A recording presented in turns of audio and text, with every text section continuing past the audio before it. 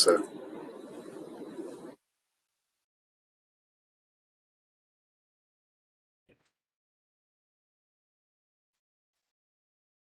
All right, we'll give it another minute. I think we're almost at a quorum, Brandy, but want to give everybody till just a minute after 10 to join.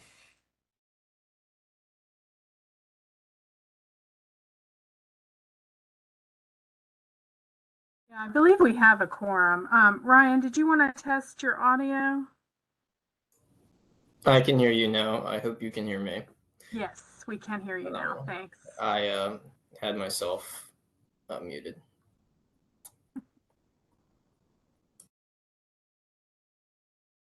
And Brandy, Ryan, I don't see anybody from the council's office on with us. I just want to make sure we're doing the kickoff of the virtual process correctly. So I do not see council on either. okay. Nor do I. I'm going back and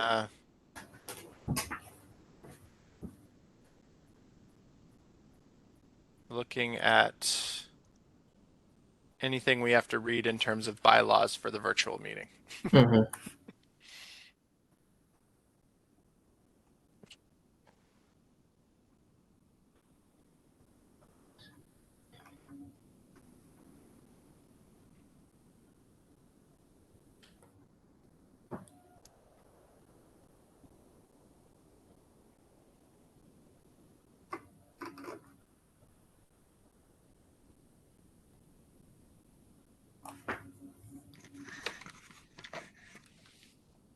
Okay, I think we're in good shape. I was looking at those. I think those mostly apply to when we have remote participation for our in-person meetings. So for the 100% remote, I think we are okay.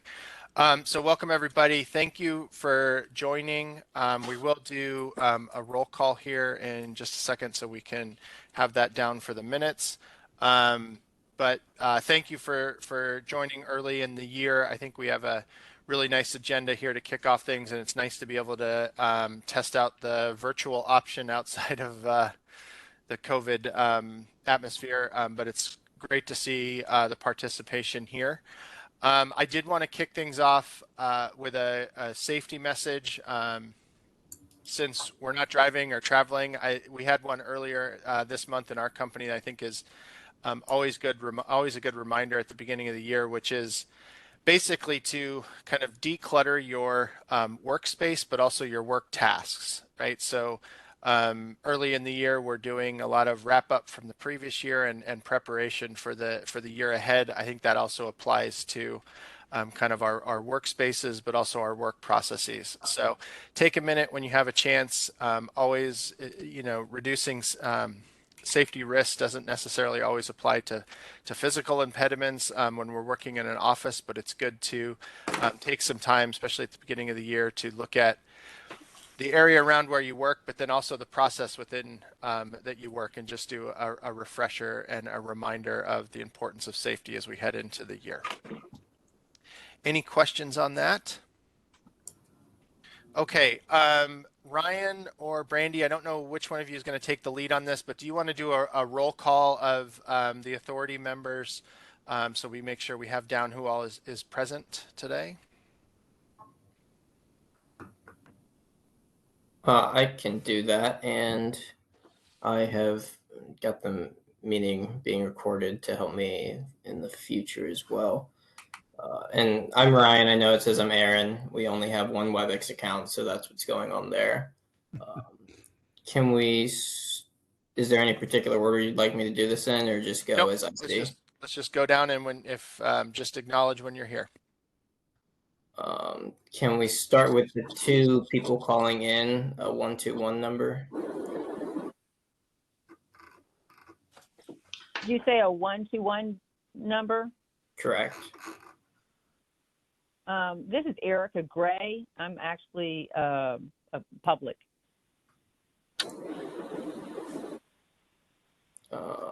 And then I have a 180 number.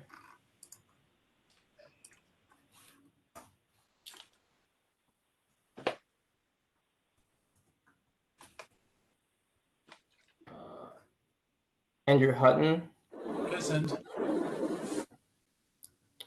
April Wade, Here. okay, Jeffrey Fox, Here. Ken Ball, Here. Bill Briscoe, Here. John Capps, Here. Dan Stoddard, Here. Larry Corky, Here. Tom DePonte, Yep, here.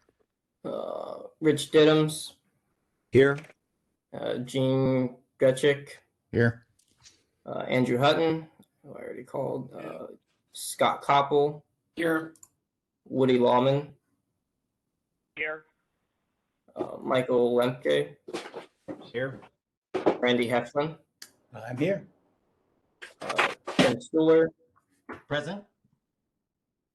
Gary Tepper, Here. and I know that Eric's not here, and then Wyatt Tolk, I don't believe is here either. Okay, and I think we have David Essa from the Corporation Commission, correct? Mhm. And we've got Will Payne. Anybody else that we missed that's on the line from the public or otherwise? Braden Croy from the DEIC. And Braden, yes, I'll introduce you in a second. Thank you. And Mike Hatfield from Wise County. Welcome, Mike. Good morning, Chelsea Jenkins with Commerce and Trade. Great. Welcome, Chelsea. Okay, I think that's everybody. So, yeah, welcome everyone. I wanted to get into our guest speaker right away. We have Braden Croy here from the Dominion Energy Innovation Center. So for those of you who may not have met Braden, he's a specialist in entrepreneurship and program development. And I don't know, Braden, we met last year, I think at one of our VNECA meetings earlier in the year. But there's a lot of interesting work going on with the Energy Innovation Center and the Spark Initiative. And so I'd reached out to Braden earlier this month because I thought it'd be worthwhile for this group to be able to hear about some of the programs they have going on that are fostering some of the innovation and entrepreneurship in the Commonwealth, especially in the space of energy. And I know Braden has picked up a particular interest in kind of the nuclear energy and advanced technologies. So he has a deep background in this area of fostering entrepreneurs and helping bring parties together. I think with our group, there's a lot of relevance in understanding the work that's going on at the Innovation Center, and then also some opportunities that are coming up where I think we can participate. So I'm going to turn it over to Braden, and then we'll get into the rest of our program after his presentation. So Braden, thank you for joining us, and the floor is yours. Absolutely. Thanks so much, sorry, Tom. just one thing. Braden's going to share some slides. And I know sometimes they can be a little hard to see, but we will send those out afterwards so everybody can review those after. But yep, over to you, Braden. Great. I appreciate it. Hello, everybody. Nice to be here. Really great seeing so many faces, some familiar, some very new. As Tom said, my name is Braden Croy, and I'm the program director at the Dominion Energy Innovation Center. Quick intro, background on me. I've spent my entire career in entrepreneurship support, predominantly at Syracuse University, and then also in various startup endeavors, either of my own or what brought me back to Virginia and Richmond specifically was taking an account executive role at a cybersecurity firm before coming to the DEIC. So I do have a few slides I would love to just run through with you guys. And hopefully you can see that all right, and just give you a quick overview of the Dominion Energy Innovation Center. Probably a lot of you haven't heard of us. We're a small nonprofit based in Ashland, Virginia, so right up 95, a couple minutes. But we were founded in 2009 as a public-private partnership between Activation Capital, or what you might know as the Virginia Biotech Research Park Authority down there in downtown Richmond, Dominion Energy, Hanover County, and the town of Ashland, with the goal of supporting the high-tech entrepreneurs and small business owners driving the innovations needed to achieve a net zero carbon economy. We primarily do that through a phased approach, taking entrepreneurs and innovators all the way from their idea stage and even pre-idea stage through workshops and ideation, through acceleration, and then commercialization, helping them get off the ground with their idea and then move through some of our programs. Ways that we do this are through one-on-one mentoring. We have a stable of subject matter expertise, both inside of Dominion Energy, as well as across the country and world. We host a lot of networking events, different startup events, workshops, and then technical assistance one-on-one. The primary way we do a lot of our work is through one-on-one mentorship and coaching with energy entrepreneurs.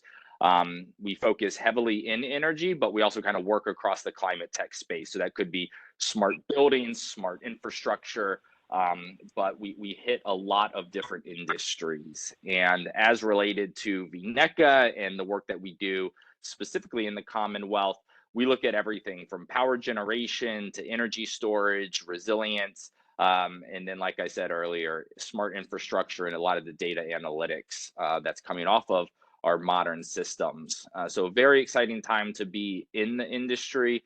We're helping a lot of companies, and we get to see something new every single day. We have about 6,000 square feet of co-working and light workshop space up in Ashland. We welcome anyone to visit us anytime. This was the old fire department, then community theater, and now energy co-working space. So it's bright, it's vibrant, it's always something new going on in the space. So if you ever need some meeting space in Hanover County, feel free to reach out. We have plenty of conference rooms, plenty of open work area. We got some fast Wi-Fi. So we love telling our entrepreneurs and community partners, make this space your own. It's all about whatever you guys need, we're here for. And to that, we have a lot of different partners across the broad spectrum. So as I said, we were founded by Dominion Energy, Activation Capital, Hanover County, and the town of Ashland, and they still provide us funding. But more and more, we've been pursuing funding either through the Virginia Innovation Partnership Corporation or through the SBA and Department of Energy at the federal level. And then we partner up with a lot of local organizations across the state to really help get our entrepreneurs off the ground, whether that's through incubation and angel investing at Lighthouse Labs, or pilot programs and opportunities down in Southwest Virginia with Energy Delta Lab, and we love working with April Wade. And so I just wanted to give you a highlight on our major program outside of Spark, which is coming up in a couple of slides, which I'm actually here to talk about. But our other major program is DEIC Accelerate. So we run an 18-week accelerator program where we take up to 8 companies each year, pair them up with internal Dominion mentors and Dominion subject matter experts to develop the business case for some sort of utility scale pilot program. This could be around energy efficiency. This could be around hydrogen production. This could be around advanced analytics coming off of their Synco phasers. And so we look broadly across the country. We find companies that are solving problems that have an active opportunity within the utility company, and then work 18 weeks to build the business case, pitch it up through executives, and design what that pilot project may look like. We launched this program in 2020. We've had 22 companies come through. And this is typically a Series A stage company that's coming into DEIC Accelerate. So they've raised a few $1 million coming into the program. Again, they're ready to do a utility scale pilot. And that's a key thing here. As with Spark, you'll see we want to push down the kind of funnel. We want to push back into some of these more idea stage, some of these earlier stage entrepreneurs and innovators to get them up to a point of ready to pilot things with Dominion Energy or our co-op partners or really any utility. So they've raised $132 million to date and employ about 490 individuals across the country. But today, what I'm really excited to talk about is the Spark Virginia program that we are just launching this year. And this came out of funding that we've received from the Department of Energy in through their Epic Prize Challenge. And specifically, we're looking to deploy capital that we've received from the federal government to support the nuclear, hydrogen, and advanced energy entrepreneurs across the Commonwealth. Because we really do believe that if we want to achieve our net zero goals, not only locally, but internationally, we're going to need nuclear and we're going to need hydrogen. And most importantly, we're going to need you guys. We're going to need everyone to make these to get there. And heavy industry needs a lot of these two systems. So the idea of Spark originated as we wanted to look down the capital stack, kind of down the entrepreneurial journey, and figure out how do we inspire, educate, seed, and launch an entire new cohort of energy entrepreneurs. Energy's always been very hard. Energy takes a long time. There's long lead times. As well, there should be. It's such critical infrastructure. We can't just go willy-nilly putting all these new things onto our grid or new technologies into our generation stations. However, we believe that by developing a series of programs that takes individuals from university labs, from national labs, from corporate labs, and provides them the tools to on-ramp their technology up to the point of being able to do pilots, work with some of the large programs like EPRI, get into the conferences like Distribute Tech, that we can really accelerate this cohort. So kicking off in February is this first Inspire phase with a series of innovation challenges. These are short 24-hour, maybe only one day types of innovation challenges where we're bringing together that community in each of the 9 Go Virginia regions. Right now, we have on the books 2 of these innovation challenges as we pursue further funding. We're going to be hosting the first one at the VCU Da Vinci Center. And then the second one, we're talking with Jefferson National Lab right now over in the 757 Hampton Roads area to host the second one there. But the idea being that we're going to host a series of workshops, we're going to do some lab tours. We're really going to bring that community together and then also provide some unrestricted grants. Not going to be a lot of money, $8,500 per innovation challenge, but get these innovators, get these engineers and inventors thinking about what commercial opportunity might exist for their lab stage technology. And then we're going to work with Dominion Energy. We're going to work with our university partners and national lab partners to develop an energy entrepreneurship certificate program focused on how do we bring these folks who have raised their hand as being interested in entrepreneurship as a possible pathway for them, or have become so enamored with their technology that they really want to see it put into market. We'll work to develop an online certificate program. And then we'll provide some real pre-seed funding through a statewide business plan competition. And I should quickly mention that the goal is to host each innovation challenge in the 9 different Go Virginia regions. So we'll hit coast to mountains, Nova down to Danville, and everything in between, because we know that our workforce, our energy workforce, is all across the Commonwealth. The manufacturing opportunities aren't going to be clustered in one location. And just the knowledge really exists everywhere, and we really want to use this as a tool to bring that community together, have those creative collisions, and see something awesome happen. So we'll host this statewide business plan competition, be able to give out a couple $100,000 in very early pre-seed money. And then when these entrepreneurs are ready to launch, we have partnerships for them to go into our Virginia Accelerator Network accelerators. So Lighthouse Labs, 757, RAMP, Riot, and there's a bunch of other ones that are supported across the state.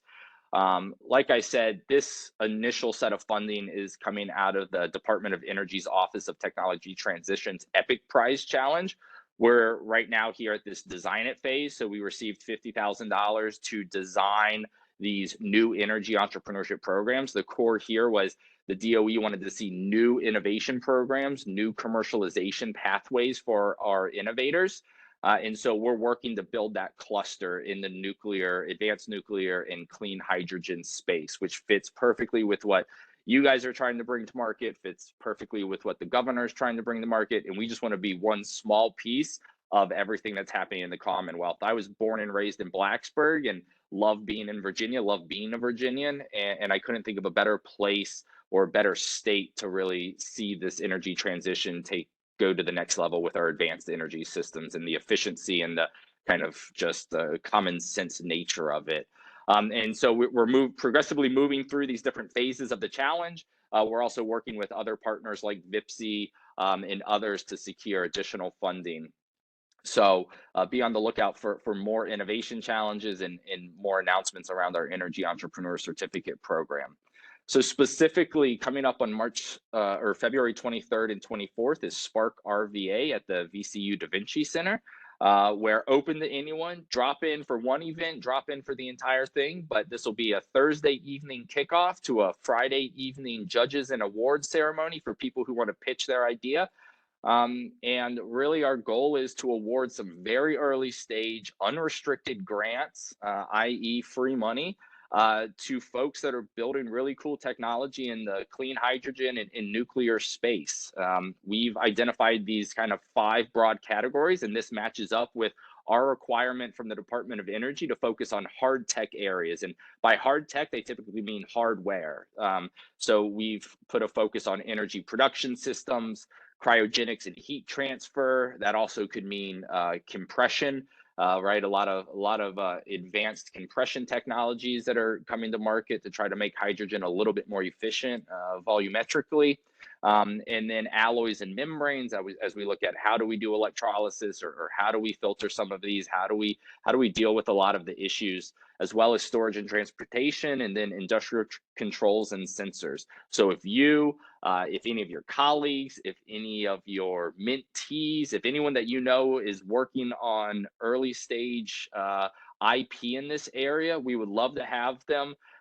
This is more of an innovation showcase than a challenge or a competition, I'll say, because the idea of the program is that over 5 p.m. Thursday to 5 p.m. Friday, we get people networking, we get people collaborating, we get some educational content out there so that these innovators can answer 3 questions about their technology. So what, who cares, and why you?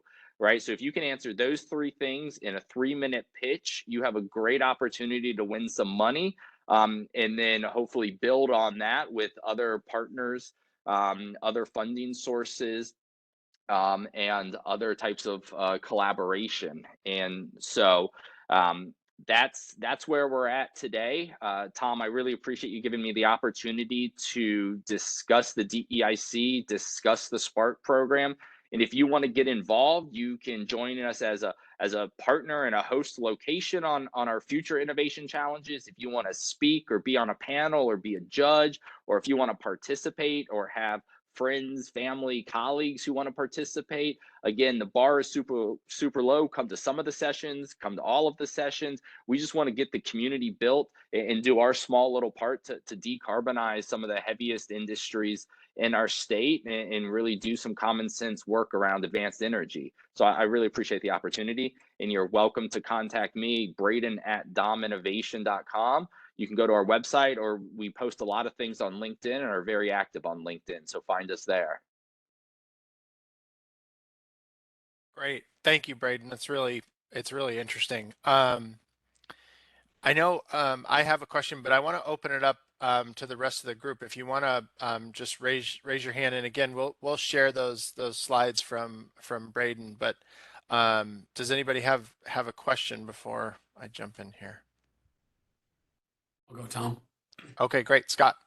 Braden, thanks for the presentation. I'm just more curious, how much do you all follow, I'll call sort of what the market is saying or what the demand signals are in terms of, this technology over that technology, considering it's such an early stage? I'm just curious how you weigh those factors in, and maybe you don't, or maybe you do. So again, I'll leave it up to you to answer, but I really am curious to what you're investing in and how that fits in. Yeah, I think that's a great point, Scott. I think as we develop Spark further into the business plan competition, into the accelerator network opportunities, we'll be looking for more of those kind of market elements that drive the actual kind of commercialization pathway. Right now, at the very early stage with our innovation challenges, we're just trying to get people excited, get people inspired to think about their technology. We know that the runway is very long on most of these projects. And I also think it comes down to the pitch judges. So our panel of judges for each of the innovation challenges will be made up of industry experts. We have, right now we have lined up hydrogen expert from Dominion, nuclear innovation expert from Dominion, and we're broadening that out as well. So that's where we'll kind of look as the program runner and kind of the aggregator of all of that. We don't want to specifically tie ourselves to one technology, but we would rather see the market kind of make those signals. And so we would love to gather from this group, what are those opportunities? What are those challenges? Where should those bets be placed? Because right now we're just kind of throwing it all at the wall. And as the program develops, I suspect that those kind of more targeted approaches will come to fruition. Great. Other questions? Can I ask a follow-up, Tom? Go for it. Yeah. So I'm curious if, as well, if you ever, you have two separate ideas, two separate entities or organizations or folks, interested in your grants.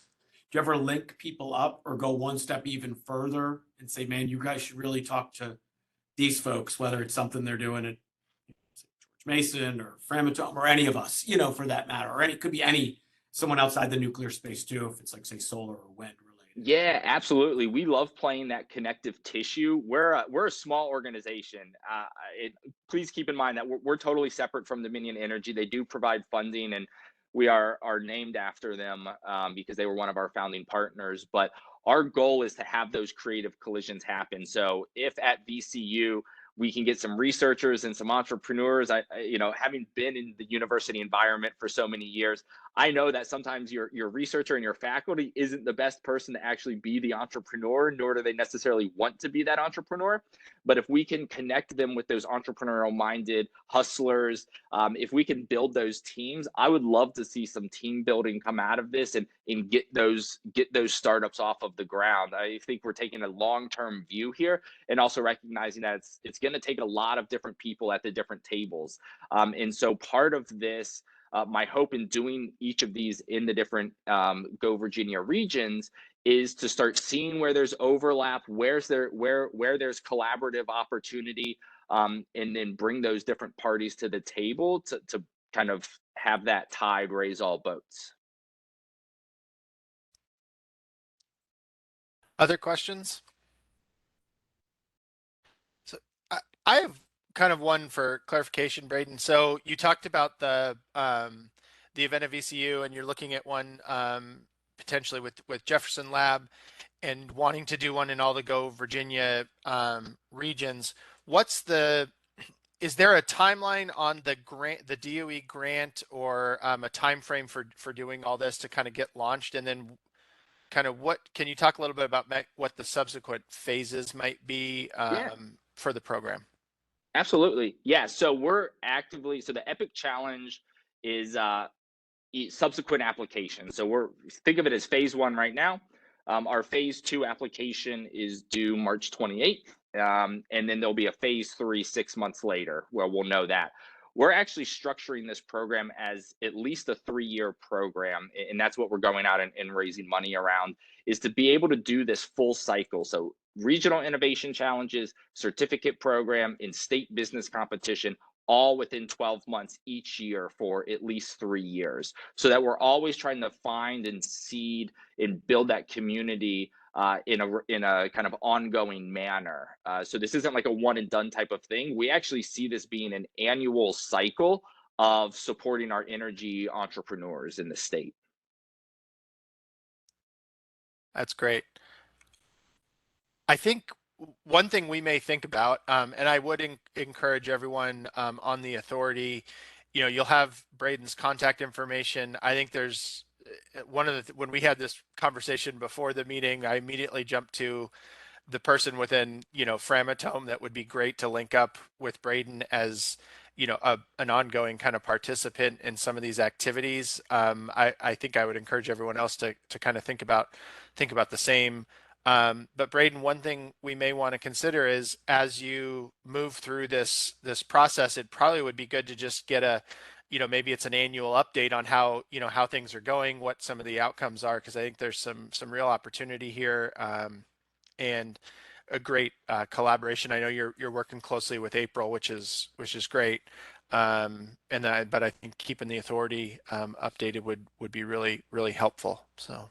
Tom, I love that idea, and I think one of my goals is for within each of the challenges to be able to kind of codify the different innovations that we're seeing and almost have a landscape, kind of like VNECA puts out in their annual report, or maybe April puts out in her annual report. I'm sorry if I don't know exactly what organization puts out the nuclear inventory, but to almost have something like that around what are we seeing at the lab stage, what are we seeing in the across the Commonwealth, as just a really interesting way to see where we're going, what's going to be coming out of our public universities, out of our research institutions in the state, just to keep an eye on what that pipeline looks like, because those will ultimately be the entrepreneurs that we want to keep in the state, that we want to grow in the state, that really make us that place that's open for business. And I think that fits with a lot of goals up and down the Commonwealth.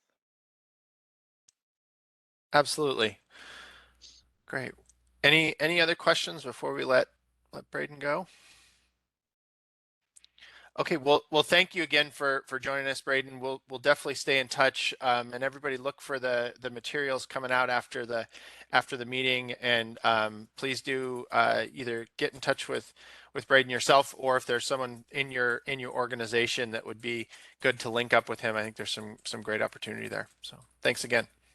I really appreciate it. Thanks, Tom, and thanks everyone for listening. We'd love to connect with you afterwards. Thanks. All right, so I think our next agenda item, we were going to have Will clear what Ryan and I had talked about was having kind of a standing couple of agenda items following on our meeting in November. With everything going on around the energy plan, but then also the activity in Southwest Virginia, we thought it would be good to give kind of Will the opportunity as needed to provide any updates. I don't think Will Payne could join us today, but I think we're going to hear from April on a lot of the legislation that's starting to move in the session that came out of things. Ryan, did you have something? And Larry is here to provide an Oh, update if you have any questions or general great. curiosities about the Yeah, energy and as well. I did want to give Chelsea the opportunity, if there's anything, we had a great briefing in November on the energy plan, and there's been a ton of momentum out of that, which is really exciting for the Commonwealth and nuclear. But if there's any specific questions from the authority that follow that, or any of the follow-on activity that's happened since then, like I said, we'll have more of a discussion on legislation coming up. But we do have Larry here from Virginia Energy that could answer any questions. And Tom, Payne's on the phone, but Clear is not. Yes, correct. I'm going to get Will's next on the on the agenda. Okay, so unless there are questions, I do want to give Will Payne just an opportunity if there's some updates on the activity in Southwest Virginia since we last spoke. I think one of the things we talked about coming out of the meeting is making sure that VNECA and Delta Labs and the work in Southwest is staying closely aligned. So Will, I appreciate you joining us. And yeah, I'll turn it over to you for kind of the update there. Sure. Thank you, Mr. Chairman. Oops. Appreciate the opportunity to be here. I did talk to Will Clear. I know he's now as acting director of Virginia Energy, is running around like a crazy man in the General Assembly or in the Patrick Henry buildings or wherever the building is, whatever it's called now these days. So he was going to work with me on this, but I prepared a little bit. I just want to give you an update on a couple of recent projects we've been pursuing, and one with April. So just as a reminder, the Delta Lab is a partnership of Virginia Energy, Invest Southwest Virginia, an economic development organization, and then the Southwest Virginia Energy R&D Authority. And I'm glad Mike Hatfield from Wise County is on this as well. Mike has been an incredible partner for us, and we recently filed there's a new opportunity with the Department of Energy, Virginia Department, excuse me, the U.S. Department of Energy, called the Grid Innovation Program. And let me just give some background here. Wise County has potentially the greatest opportunity to deliver on this the clean energy goals, and for the Commonwealth, and be a place for for projects to locate where not only you have robust power, water, land, remote locations, but also access to great educational opportunities from K through 12 through community college and higher ed, as well as transportation networks and housing. It's an ideal location. At the same time, a lot of Mike Hatfield's land is tied up in large landholding companies, and probably over, I don't know, 200,000 acres is probably tied up. We're working with a big swath of land, 65,000 acres in Wise County right now, is in trying to identify pieces, working with Virginia Energy, that serve as test bed locations, and currently have one that's a couple of thousand acres and working on one that's 4,000 acres. And as VDP and the Commonwealth are focused on developing these business-ready sites, we're working in a complementary way to develop, we consider energy-ready sites.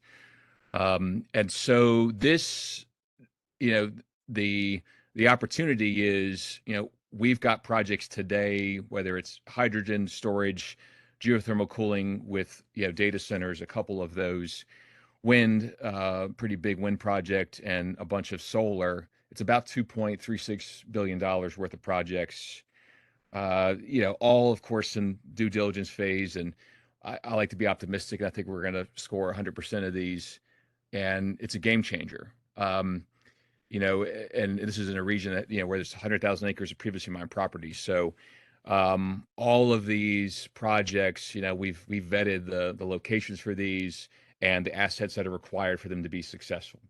Now, the challenge, I'd say, and that leads us to this Grid Innovation Program concept paper we put together, and we hope that we'll be encouraged to follow up with a full application. There is a second round if we don't, if we are not encouraged, and we get some feedback that we can use for the second round. The challenge is Southwest Virginia, you're the tail end of three utilities. You have Kentucky Utilities, Old Dominion Power, that's in Wise County, and most of Wise Counties in that territory. AEP has a large area, of course, in the region, and then you have Tennessee Valley Authority, TVA. Now, the challenge, AEP, of course, has access to PJM, the Regional Transmission Organization, very important for power or energy power generators, and for our wind project to put that power on the grid. Now, Kentucky Utilities is not, and don't think they plan to be. So we've identified about a gig of clean energy production in this territory, and what we need is about a 20-mile transmission line extension to get to PJM. So this is a grant that we think have a price tag of $100 million. Half of it needs to be matched, and we believe a combination of our projects, putting up private capital, some bonds, and some other federal dollars that we can reach $50 million should we be successful in this next round and encouraged to do an application. And so that's the strategy here, where you see this transmission line. It goes right through all of the energy sites that we've identified for the Delta Lab, and will be a game changer, and is currently I wouldn't say it's a roadblock to projects in general, but it may prevent a project or a couple projects. We're still able to, I think, with the projects that are working today, we can certainly move forward without this transmission line. Sorry, I have like a big glare here.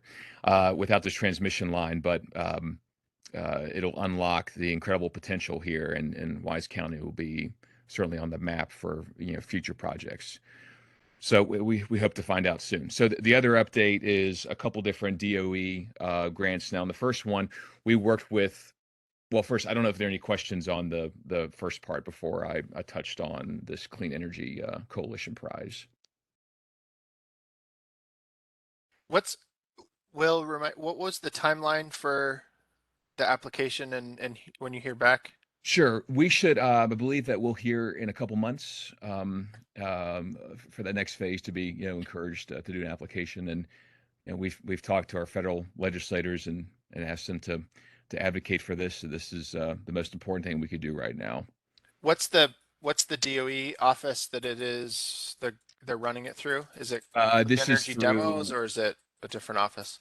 It's give me a second here. I know, I'm trying to think. Here, hold on.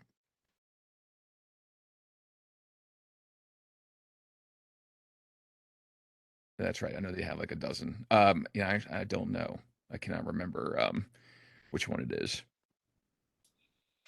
Okay, maybe if you get a chance afterwards, we could send that around. I just know there's a lot of folks that have regular interactions with DOE. It's always easy to put in a plug.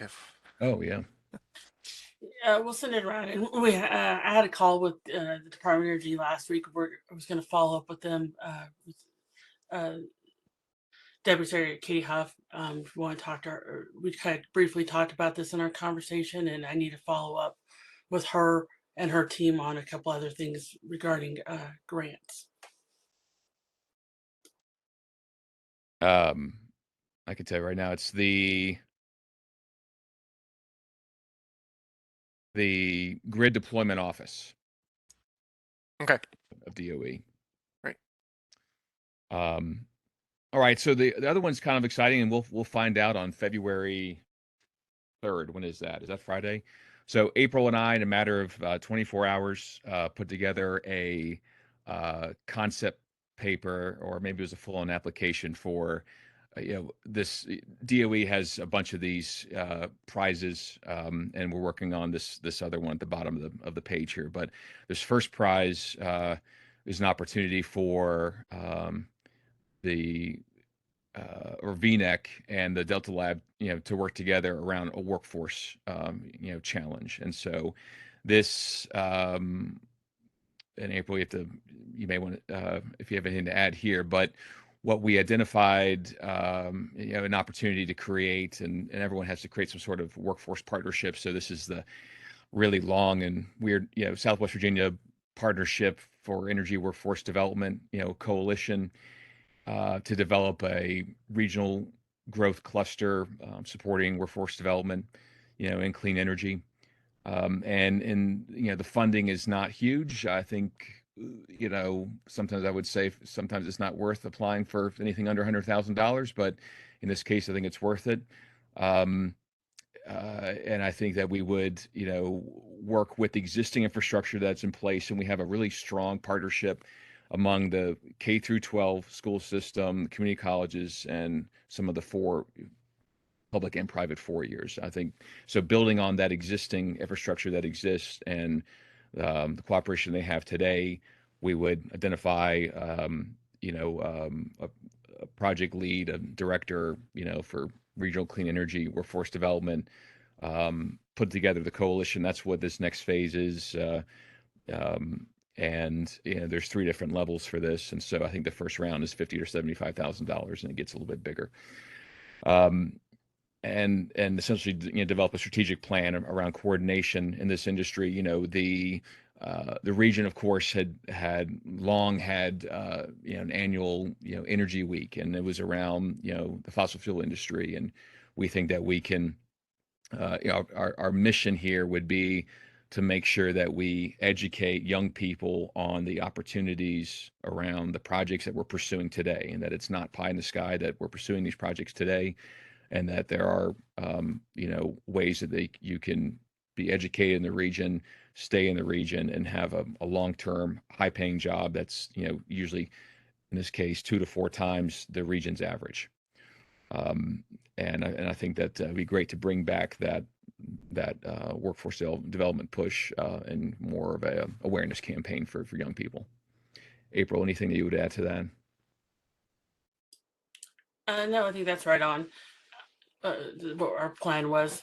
And just to know, I mean, I go into more when I do my section, but we're also working with the Department of Education on some other outreach efforts regarding workforce throughout the state and in the Southwest.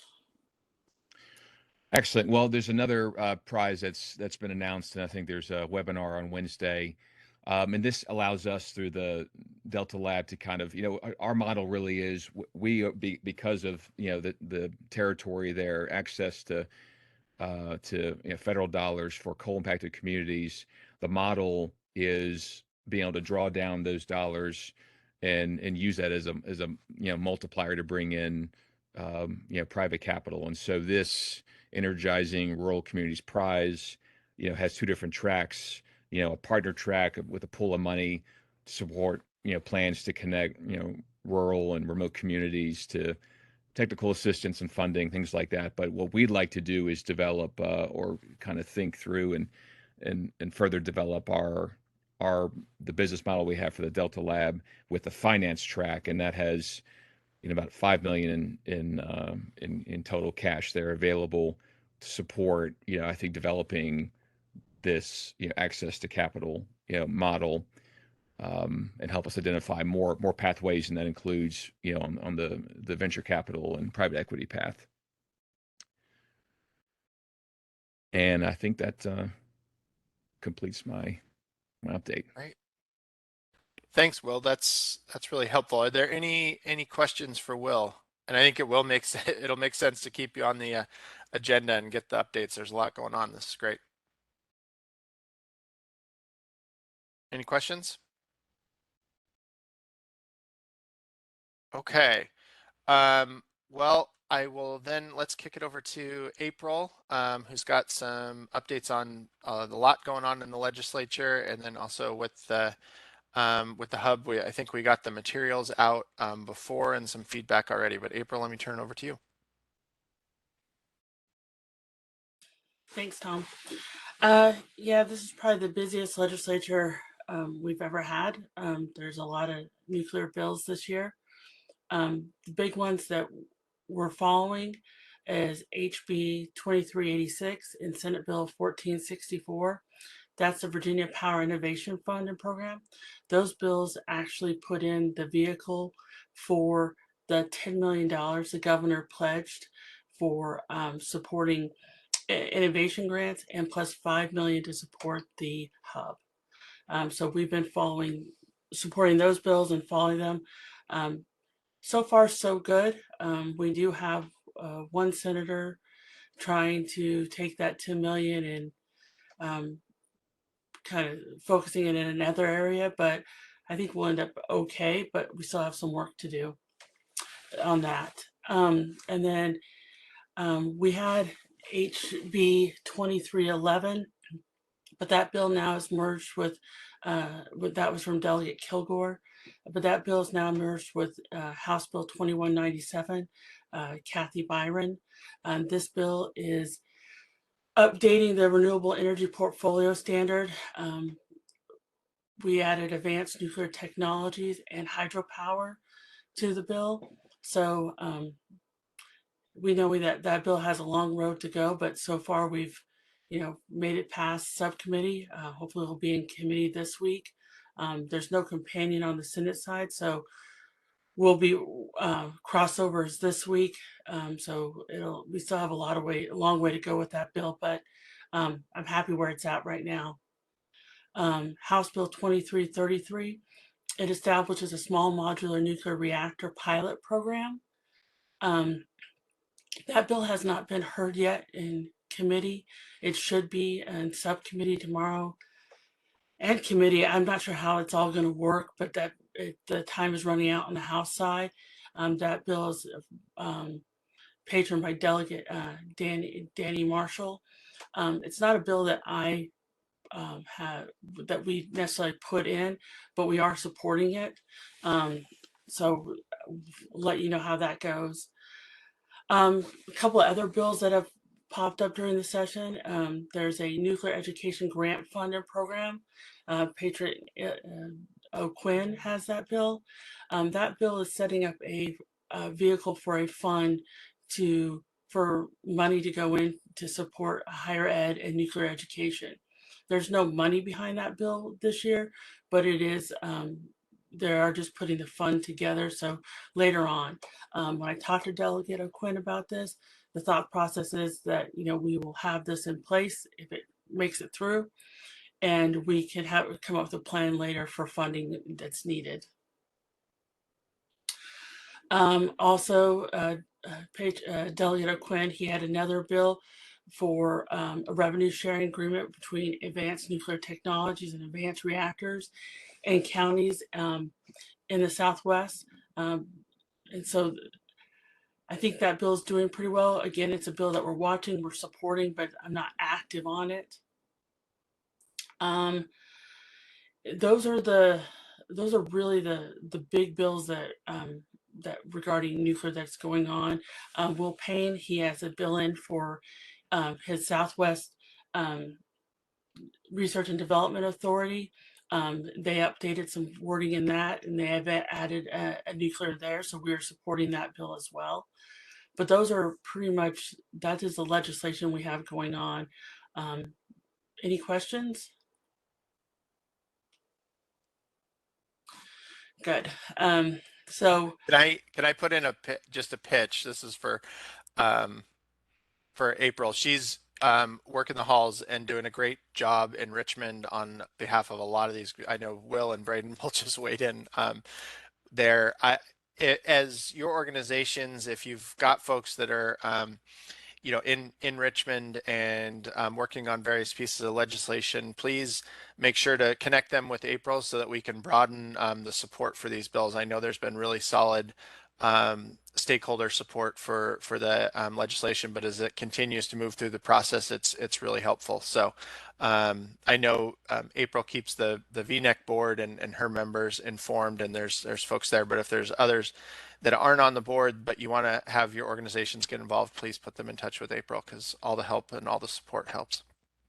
And I'll send Ryan the list of these bills, and he can send them out to you also. You guys can keep up to date on where they're at. But and if you're interested for me just to email you directly, please let me know as well.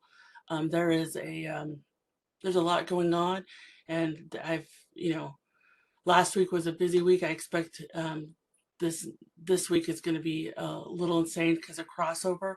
And then when we get to the Senate side, it's not going to be an easy road for any of our bills to get through. I do feel confident on the funding, but we still have some work to do there. We do have some really good support in the Senate, and I think we'll make it through. But it's gonna take a little bit of being there and making sure that they hear our support. And one good thing about the legislature this year, and due to COVID, you can put comments online or participate virtual in meetings.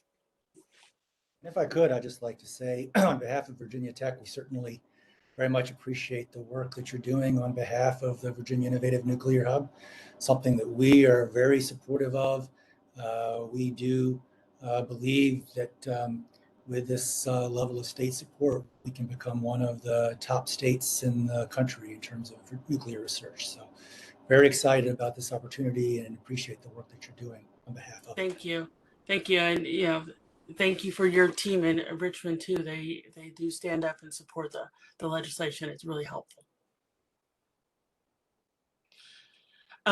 So on to the hub. The proposal is done. I'm done.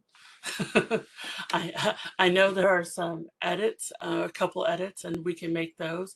I know there was one point that was made about adding something in about the governor's energy plan. I don't think it's necessary at this point, just because we're all working towards supporting the governor's energy plan, and he's been supporting us as well in our efforts. So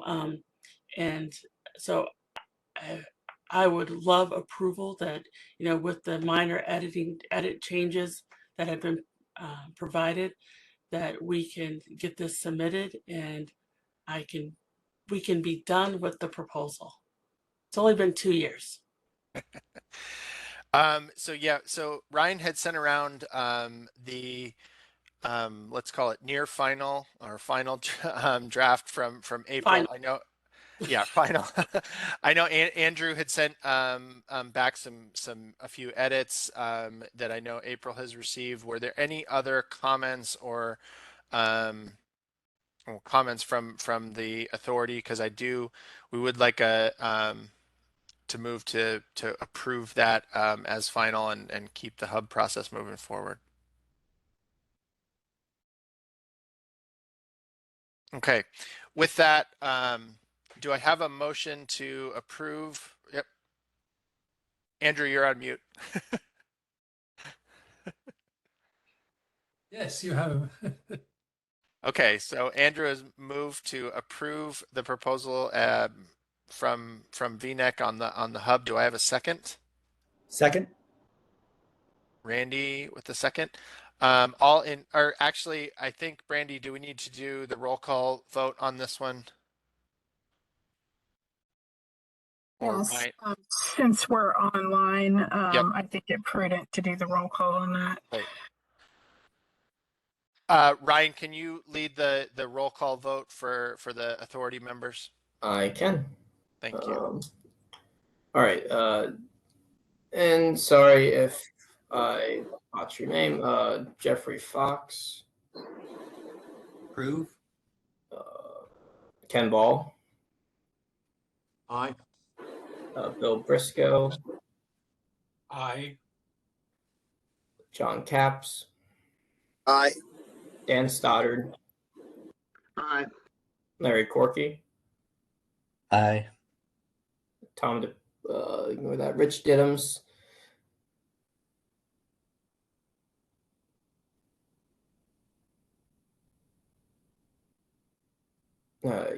Gene Gretchik. Aye. Scott Koppel. Aye. Woody Lawman.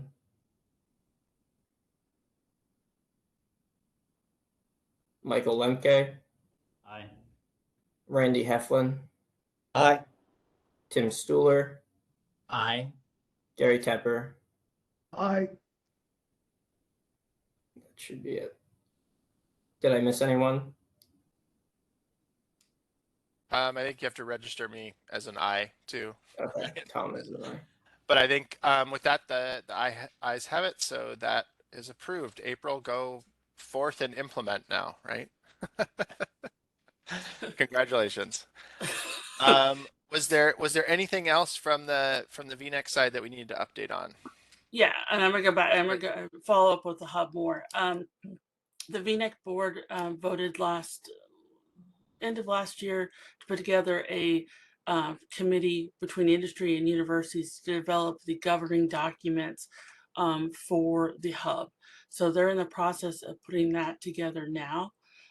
We hired Bob Bailey. Some of you may remember him. He used to sit on the board as the authority as well to help us walk through those documents. So excited to have him, but I'm excited to have the industry and the universities working together on this part of it.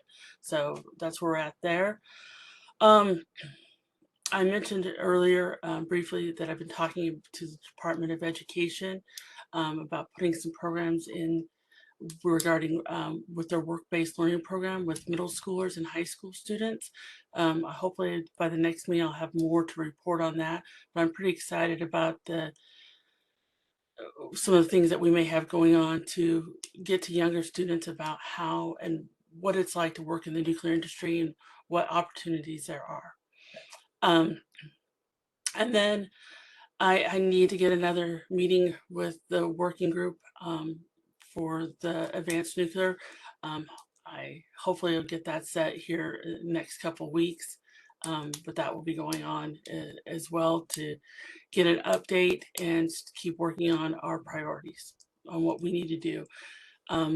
Then we're still working with the Virginia Economic Development Partnership, putting together their value statement. I think they're almost done, but there's still a few companies that we'll be reaching out to, and we'll do an event with them sometime this spring to announce that and possibly do some other meetings. I think that is everything right now. It's just exciting times, so it's been a lot of fun, and still work closely with the governor's office. Really appreciate their guidance and support. They've been great to work with, and they're very excited. We brought in the Nuclear Innovation Alliance to give them briefings on different technologies and the nuclear regulatory process, and they all stayed awake through all of it. Great. Any questions? Yep. Can you hear Go me, ahead, Chelsea. Yep, go for it. Okay. Sorry, I'm driving from one meeting to another. I just want to thank all of you, and especially April. I joke with April that we need to get her an office in the Patrick Henry building, because that's how often we rely on her right now. And she's definitely been working the halls too, and Pocahontas, and then the last weekend when we asked some of you all to kind of help us with the work through the surprise with the Power Innovation Hub, and that twist, it's incredibly meaningful and helpful. And the governor and the whole team were really excited about kind of taking this to the next level, and obviously also kind of developing the roadmap for site selection and determining what partners, and kind of putting some more things on paper, especially in terms of costs. I think that's probably one of the things that we've been talking about the most, especially with some of the bills in the legislature. So I just want to thank all of you. We appreciate the decades and decades of work, and we have a lot of work ahead, but it sounds like you're all up to it. So thank you. Thank you, Chelsea. One other thing to know, I can't believe I didn't mention it right off, because it's first time since COVID, but those of you remember before COVID, we did a yearly visit with students from VCU and ANS to come to the legislature. That project is starting again this year. We will have VCU students and Liberty students. I have reached out to Virginia Tech. We're going to come up with another program to get them to do some outreach with legislators. So I'm excited to have that starting again. Yeah, that's great. Any other questions for April? Okay, thank you. So the next thing is we have the minutes that were sent out from the November meeting. Did anybody have any edits to those that we need to incorporate? All right. Then otherwise, can I get a motion to approve the minutes? So moved. Michael Lemke, second by Scott. Okay, great. Ryan, I think we need to do the roll call again. Jeff Fox. Aye. Ken Ball. Aye. Bill Briscoe. Aye. John Capps. Aye. Dan Stoddard. Aye. Larry Corky. Aye. Rich Diddums. Gene Gretchik. Aye. Andrew Hutton. Yep. Aye. Scott Koppel. Aye. Woody Lawman.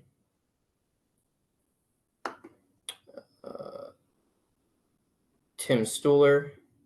Aye. Gary Tepper, Aye. and then Tom. Aye. Okay. So I just had a couple of updates, but I also wanted to open it up for any other member updates. I think the key thing, at least at the federal level, is we've obviously seen turnover in the leadership in the House over the past couple weeks. That has meant we've finalized the leadership on the key committees and subcommittees of importance to nuclear. The takeaway, I think, here is we maintain a lot of strong supporters and knowledgeable people in the leadership positions of the Energy and Commerce Committee, the House Appropriations Committee, even though there's obviously not only just party changeover, but you actually have subcommittee changes in the case of the Energy and Water Appropriations Committee with Mike Simpson, who is a longtime and stalwart supporter of nuclear energy, moving over to Interior, but being replaced by Congressman Chuck Fleischmann, who represents Oak Ridge National Lab and is very knowledgeable and deeply supportive of nuclear energy issues. So I think we're in very good shape with the changes. I think it just kind of underscores the growing kind of bipartisan support for nuclear energy. So even when you have a significant change in the House leadership, kind of nuclear soldiers on, which is great.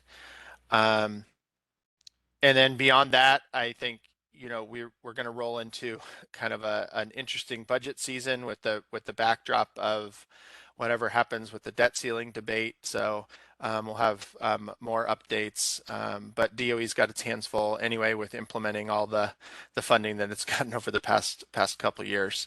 So there's plenty to do there, as I think Will and April have highlighted as well. So with that, are there any updates from authority members that you'd like to brief everyone on here today? Okay, not hearing any. I'm going to ask Ryan to do a doodle poll for our second quarter meeting. I think we'll target obviously after the legislative session, so we can get an update on kind of things where things shake out. That will be an in-person meeting, so we'll target that for the Richmond area, probably sometime in the April-May time frame, but we'll send that out and get that on the calendar as soon as we can. Are there any other comments or questions from the authority members before we go to comments from the public? Okay, if anyone would like to make public comments, we'll open that up now. If you can raise your hand or let us know, and we'll go from there. Erica, are you still on?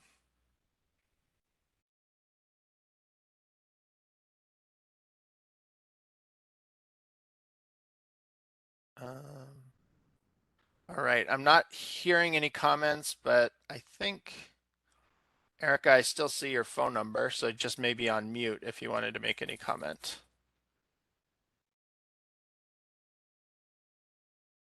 Hello, can you hear me?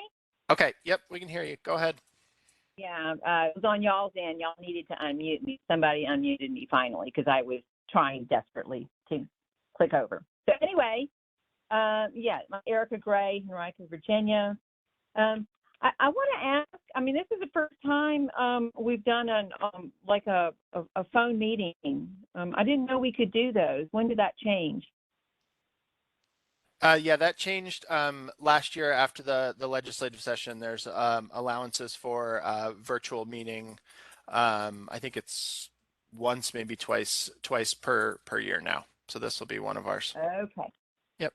All right. Well, I guess that's pretty convenient then. I would like, because I'm not there in person and because that seemed to be very difficult for me to get in on that link that was like crazy long to be able to do it on the computer. So that's why I had to call in on the phone. It'd be nice if you're going to do phone calls to maybe make that a little bit clearer, a little bit easier than that link y'all gave was crazy. Anyway, since I can't see the presentation, I too would like to have sent to by email minutes and the notes and the slides as well, please. And then I'd also like to know, I mean, obviously, I don't know who was talking about the legislation, if that was April or Brandy. I'm not sure why it was just talking about the patron that's carrying a bill and not actually mentioning the number. I'm not sure, but yeah, I can see that there's plenty of nuclear energy bills, and the way they're written, I'm not sure how many of these will pass or not. The issue at hand really is Virginia at large is not really aware of what y'all are trying to do as it goes for small modular reactors and, you know, putting them into different communities or planning to. And, you know, regardless of what y'all say, the nuclear energy is not renewable, and y'all still have a trash problem. You know, nuclear waste, we don't have a solution for it.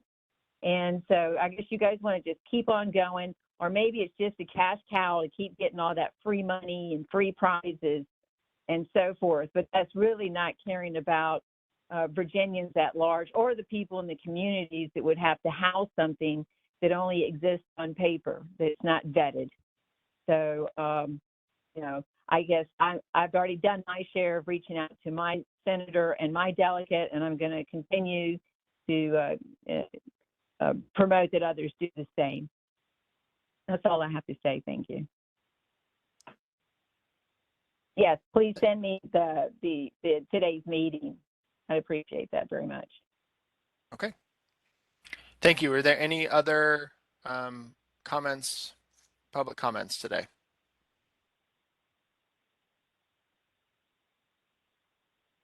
Okay, not seeing any. Thank you everybody for joining us. I'm glad we could do the virtual meeting. We will be in touch about the second quarter meeting, and with that, we are adjourned. Thank you. Great. Thank you. Thank you, Tom. Thanks, Tom. Thanks, Good. everyone. Thanks, Tom. Thank you.